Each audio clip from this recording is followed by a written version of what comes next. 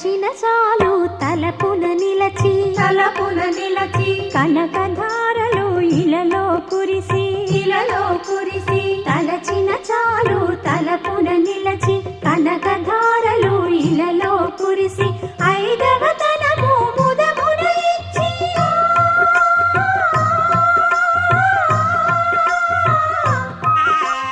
ఐదవ తనము ముదమున ఇచ్చి అతివల మనసున నిలచిన తల్లి సౌభాగ్య లక్ష్మీ రామమ్మ మమ్మేలు జనని సౌభాగ్య లక్ష్మీ రామమ్మ.